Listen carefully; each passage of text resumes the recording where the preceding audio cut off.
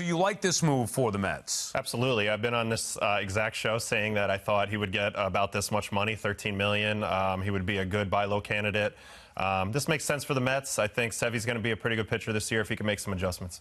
Okay, I also like how you pointed out that you said it, right? That's good. Doing a great job already. Yes. He's a TV pro. He's already a pro. Right. Yes, I love that. But what I like about this a lot is the fact that you have David Stearns making his first player addition, right? And what everyone has said is this is low risk, high reward. So first of all, he and Carlos Mendoza must have had some conversation, right? Mendoza must have said, listen, this is a guy that we could go for. I vouch for him in some way. David Stearns making that splash, building the circle of trust. That, to me, is so important right now as David Stearns gets the lay of the land in all of this. So for me, I love the addition.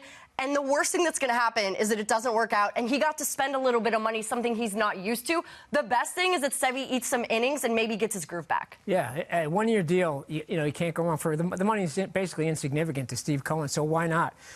You know, I mean, I'll tell you, I watched him a lot last year, and there were times you just couldn't believe he was getting hit as hard as he was because his stuff looks pretty good. The fastball is still 96, 97, 98 at times. I talked to scouts, though. Scouts still think that he's tipping his pitches at times, and that might explain why guys are just on his fastball as much as they are. Who knows? I'm curious to hear what Adam thinks. Yeah. I know you're going to break it down a little bit, but do you get a feel, have you ever had guys, you feel like you were tipping and you get a feel for it as when you're on the mound?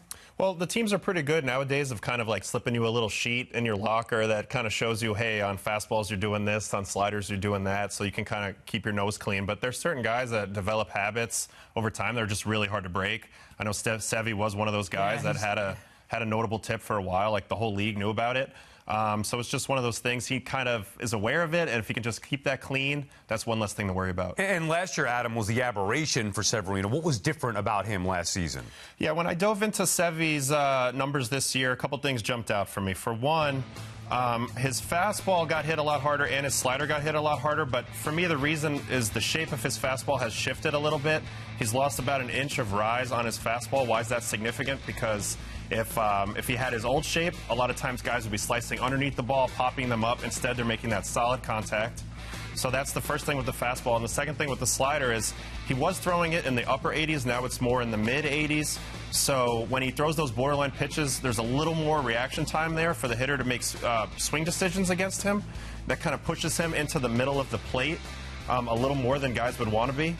So those two things right there is what he has to clean up this year. His pitching fundamentals are still really solid. He threw first pitch strikes at the same rate he always has. If you go look at his heat maps, he threw a lot of quality pitches this season. Issue was he wasn't putting guys away with 2 strikes, and that fastball wasn't playing the way it used to.